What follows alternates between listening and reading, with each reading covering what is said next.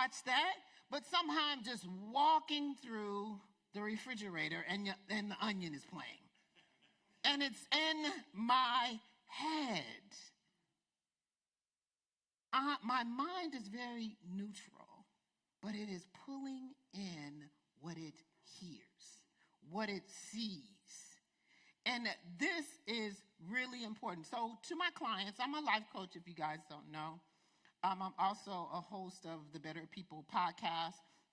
And I'm telling you that because the podcast basically brings on people that say some different kind of things. And I think it's important for us to hear because we've got to sort through some stuff. So I don't want to confuse you when I get into my message. But the brain ends up soaking in whatever it is around. And I don't know if you've heard that there are studies out there that show about 80% of our daily thoughts are negative. 80% are negative. I know some of you right now are having a negative thought by saying, no, it's not. No, it's not. Negative. 80% of our thoughts are negative. And the reason why is because it's in survival mode. Our brains are always scanning for danger because that's how it keeps us safe. And 95% of those thoughts are repetitive. 95% are repetitive. I hope you see where I'm going. I'm trying to say before I even get there that what you soak your mind in, your brain in, you will taste like. I'm trying to say also that most of what you think did not come from you. Most of what you think came from what you heard and what you see repeatedly. I talk like this because my community talks like this. I act like this because my community acts like this. So whatever it is that you take in, and consistently, it's on repeat. So if 95% of our thoughts are repetitive, that means that most of us are marinating in yesterday's leftovers. Whatever was going on yesterday is being brought up today unless you do something about it. The other reason why it does this is it says energy efficiency. When the mind is at rest, the brain defaults to scanning past mistakes and anticipating future problems. And this is meant to prepare us. I'm trying to get somewhere here. 95% of those thoughts are recycled from yesterday. And then there's the rule of three, and of social science, and of marketing, and of algorithms. The rule of three: social science, marketing, and algorithms. The rule of three, I gotta say it 3 times because it's a rule of three. Social science, marketing, and algorithms. Do you know if you hear something 3 times, you're more likely to believe it, even if it's not true? If you hear it 3 times, you're more likely to believe it and trust it because it's familiar. Jmany of us believe lies because we've heard it 3 times. Wow. Okay. If it becomes familiar to you, your brain relaxes. It becomes believable.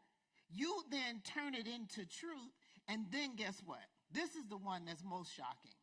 Sometimes you'll even forget that someone else said it. You'll think it came from you.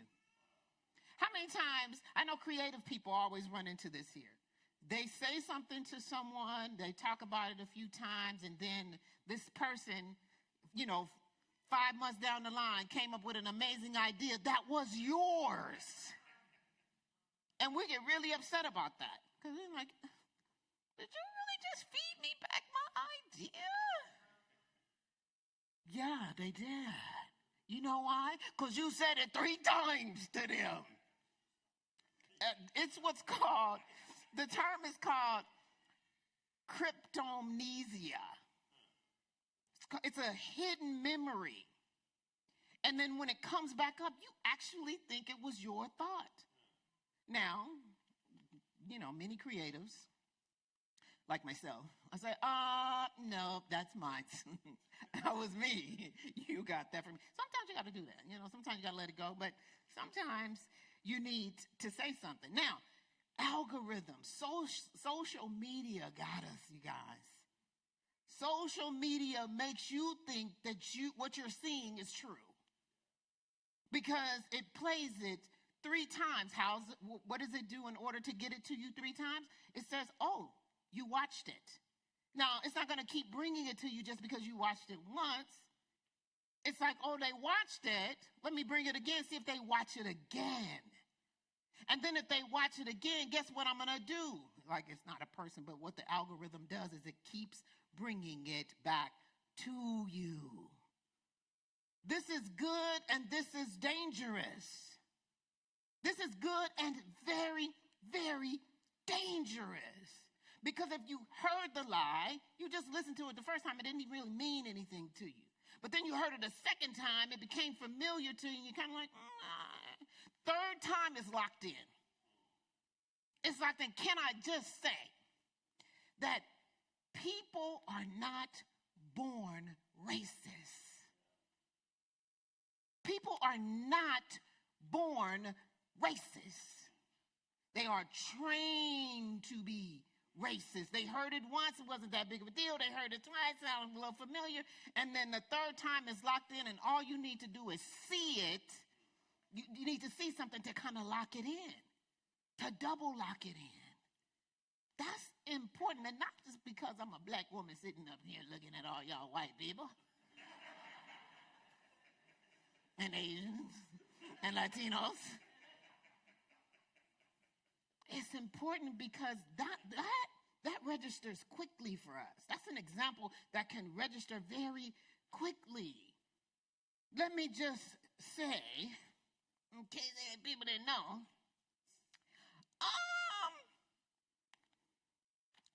everybody struggles with racism. Who said that? You can't help it. You have to push it out and feed it something else. Every time you have to push it out and feed it. Why? Because the algorithm is teaching you racism. Why? Because there's so many things happening that are attaching to negative thoughts that are reaffirming your thoughts. Now, I'm not even here to talk about racism because I'm here to talk about Psalms 1. But like I said, it's a very important thing. Now, if you want to know what Oshiri thinks about in general, check my algorithm. Look at my algorithm, and it's going to tell you what's on my mind consistently. And I'm not telling you that so you can check your friend's algorithm, you can check your husband or your wife's algorithm. I said check your own algorithm. Whatever is coming up is what you're interested in because it has become familiar to you and you now believe it. What does this have to do with this big purple book called the Bible? Psalms 1. So much to say, so little time. Psalms 1 says, blessed is the man who walks not in the counsel of the wicked, nor stands in the way of sinners, nor sits in the seat of scoffers, but his delight is in the law of the Lord. Blessed is the man who does not soak his tofu in beef broth. Y'all coming with me on this? Come on. I'm a vegan. Keep that in mind. Blessed is the man who does not soak his tofu in gossip. Blessed is the woman who does not soak her tofu in negativity. Blessed is the child who does not soak its mind in empty media.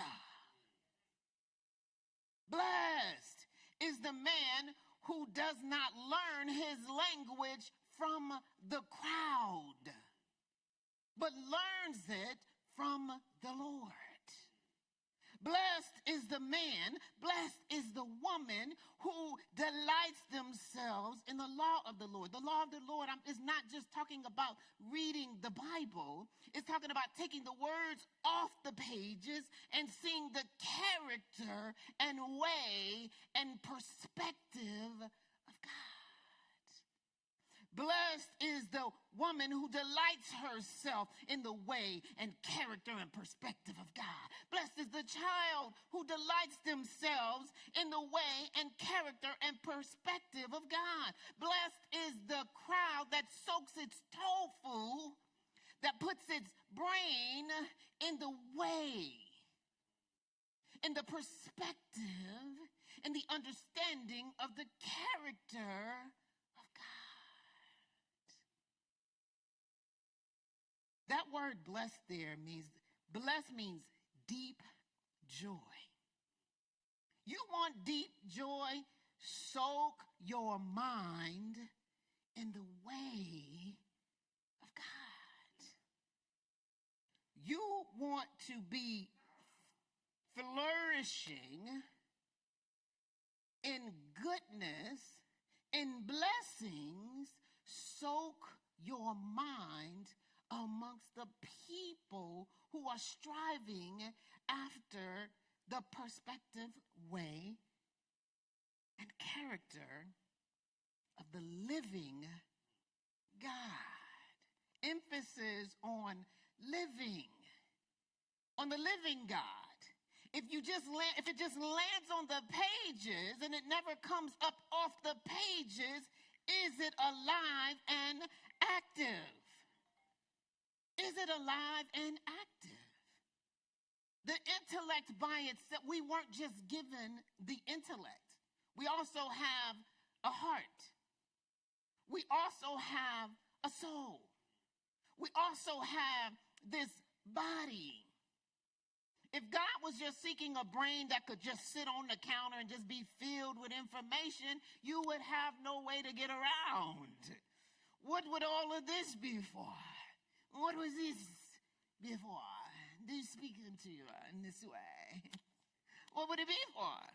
God wants more than you to just know something. He says, leap off the pages. Stand in my way, my character. Well, how do I know what that is? Or how to do that? It says here, but he delights in the law of the Lord, and on his law, emphasis again, character, way, perspective, he meditates day and night. I know meditation kind of sounds a little like, well, I don't really know. You have to, just sit. You want me to just sit still? Listen, instead of meditate, let's use marinate. And I'm not rhyming because never mind. Listen, marinate your mind. Marinate your mind. Every time Rudy says Oshiri, I'm like, okay, I went too far. He never calls me Oshiri.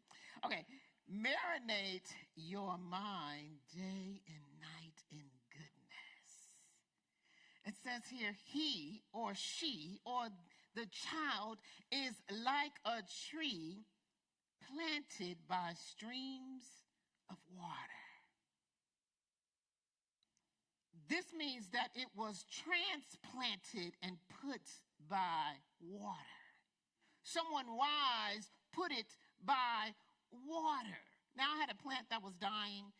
Actually, the squirrels came and tore the whole thing up. I went outside. It was just leaning over, just crying for my help. I heard it, and I came out, grabbed it. I didn't know what to do. I was very upset about it because I had just put this new soil in here and covered it up. And anyway, I love squirrels. But my poor baby she was uprooted. You know what I did? I took her and I put her in a bowl of water. I mean, in a matter of days, new roots just started to come out of it. It's so beautiful. I always tell Rudy, come look and see what your granddaughter's doing. He's a plant dad. He's a plant dad. Because one time we were leaving and we were going out of town somewhere, and he said, "Babe, make sure you give them some water. They gonna be okay while we gone?" He's a plant dad.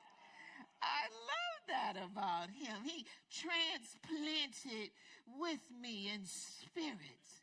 Our daughter, we put her in water, and it says, planted by streams of water.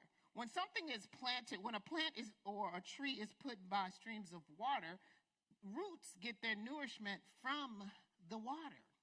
I don't know how many of you have run into this problem where there's a tree out in your front yard, and one day it's just sitting there looking fine. The next day, years later, the concrete starts to rise, and then your toilet backs up, or there's something in your sink that shouldn't be there, or there's a major problem with plumbing. It was Rudy's daughter, okay? The roots came.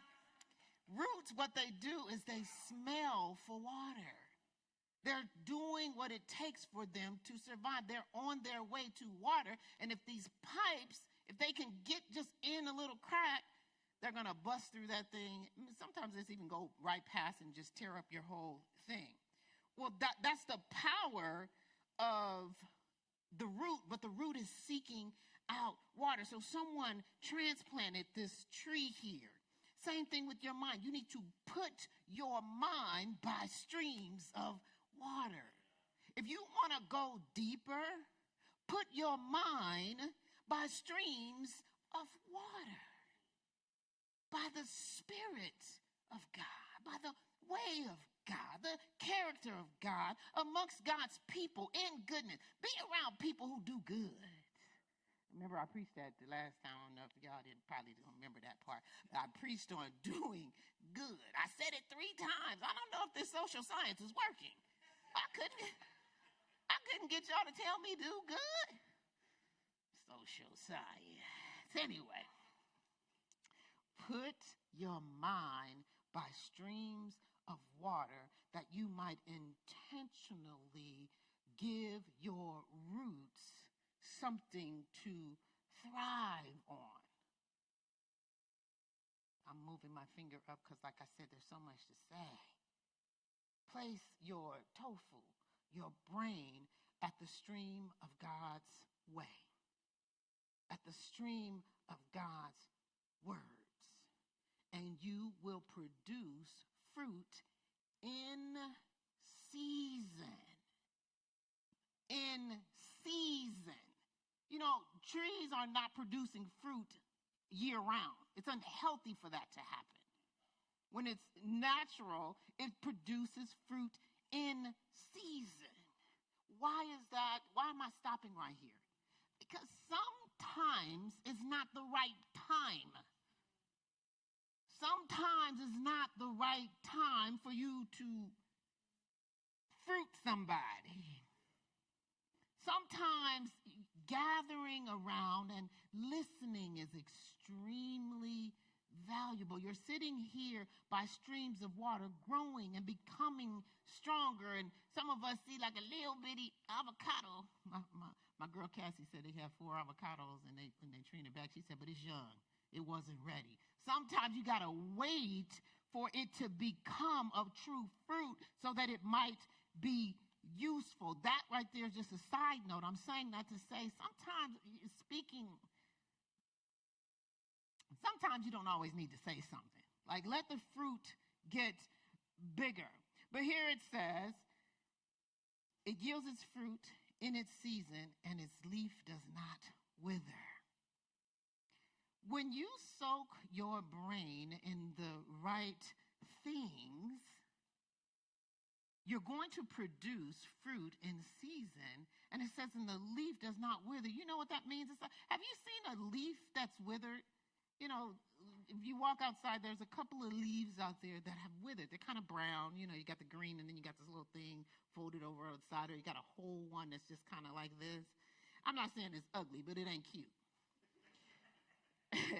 Well, says, and its leaf does not wither. You know what that means? It means you're going to look good. When you are planted by streams of water and the root is getting all the nourishment it's supposed to get, you're going to look good. How many guys want to look good? You look. Ooh, I got 3 hands. I'm trying to, wait a minute. Okay, maybe y'all didn't hear me. How many of you guys want to look good? I got some nods. I'll take a nod. I got the hands. Okay, how many of y'all don't want to look good? Maybe I got it backwards here. Okay, good. I got no hands. Now let's try it again. How many of you guys want to look good? Yeah, it's not vanity, guys. Come on, you look good. You're by the streams of water, okay? I see the roots. You look good. It says if you do that, you will look good. And in all that he does, he prospers. It's saying it can't help but produce. The tree that's planted by streams of water, the root starts to go down in there. It can't help but produce. This does not guarantee that you're going to be rich, but you will produce. You're going to be rich in something. Stay by the waters. Now, Proverbs 18:8 says that gossip goes down into a man's innermost parts, meaning it becomes a part of him. If we just kind of go back to the idea that when you hear something, it impacts you, imagine what gossip does. The word says that gossip goes down into a man's most inner part. And then I think in the ESV, it says, the whisperer's words, the gossip goes down into a man's most inner part. The reason why I'm bringing this up is because you have to be mindful of what you hear. I think it says gossip is like choice morsels. Why is that? Because it tastes good. Like you want to hear gossip. But the problem is it changes you. Why? Because the law of 3. Because no one gossips like this. Rudy got on a burgundy shirt. And that's it. They like, girl, I can't believe Rudy came in here with a burgundy shirt on. Girl, then he got burgundy shoes to go with it. That's number 2. And his wife didn't say nothing about it. That's number 3. Locked in. And it tastes good. It's like, look, because then when somebody go look, yeah, he sure do. And they're locking it in themselves. Babe, I love your burgundy shoes and shirt. You just sitting on the first row right here. But I'm saying that, again, to give us another example. That gossip tastes delicious, but we have to push it away because it becomes a part of you. You can't change your mind oftentimes when someone has told you something negative about somebody. It's very, very difficult. Tofu, I know I keep bringing up tofu. Tofu, they let it sit in water so that it doesn't absorb any of the stuff that's around it. But in order for tofu to actually absorb whatever it is you put it in, you got to press it down.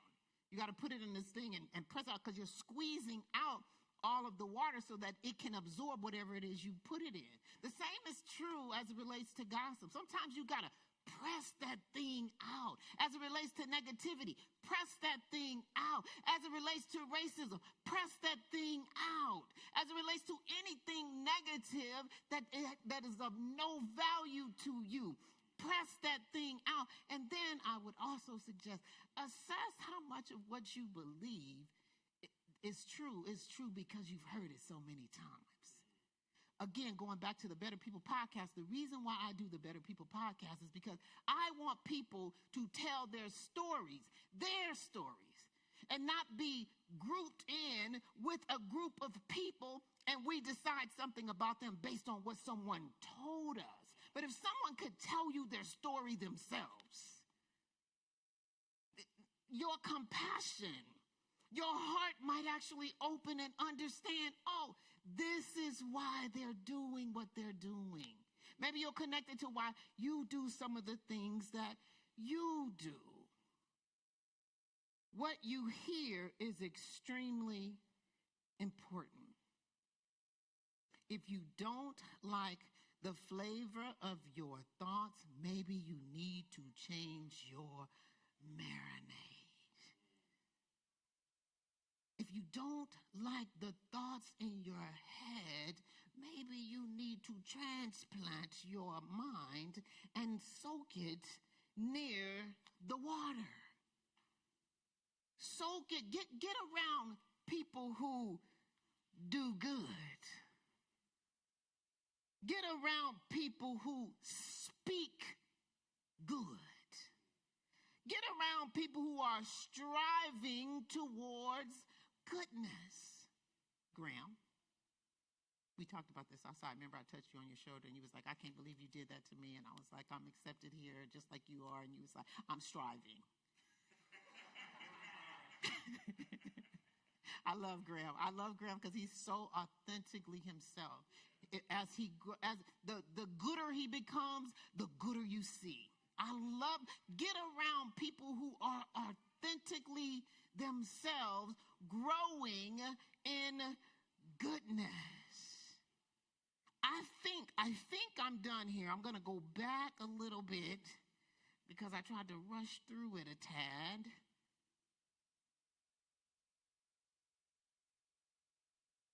And I'll just remind you, I think, again, this one is really important.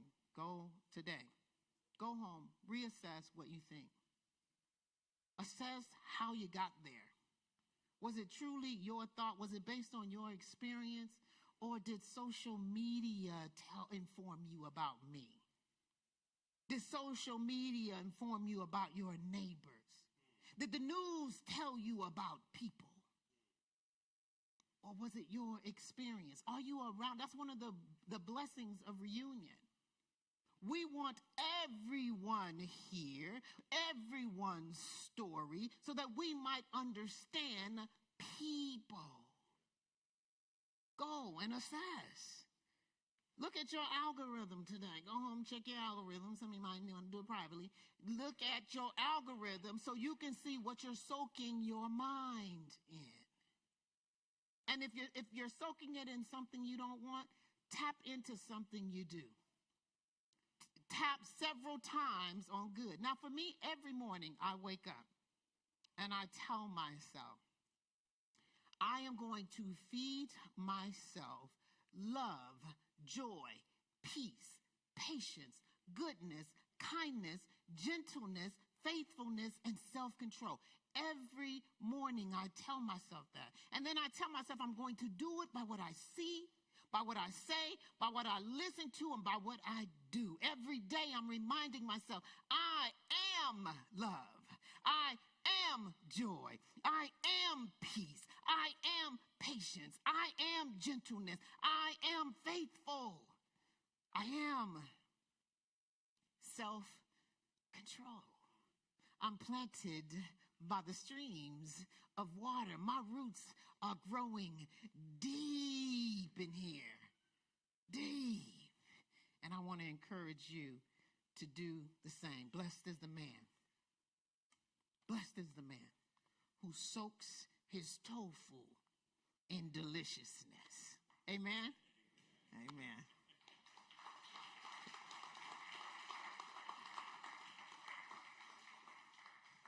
Graham. Let me read the passage, and that'll be our Sunday. Blessed is the man who walks not in the counsel of the wicked, nor stands in the way of sinners, nor sits in the seat of scoffers. But his delight is in the law of the Lord, and on his law he meditates day and night. He is like a tree planted by streams of water that yields its fruit in its season, and its leaf does not wither. In all that he does, he prospers. The wicked are not so, but are like chaff that the wind drives away. Therefore the wicked will not stand in the judgment, nor sinners in the congregation of the righteous. For the Lord knows the way of the righteous, but the way of the wicked will perish. May we all be like this tree, planted by streams of water, yielding fruit in our season. God bless. You guys have a great week.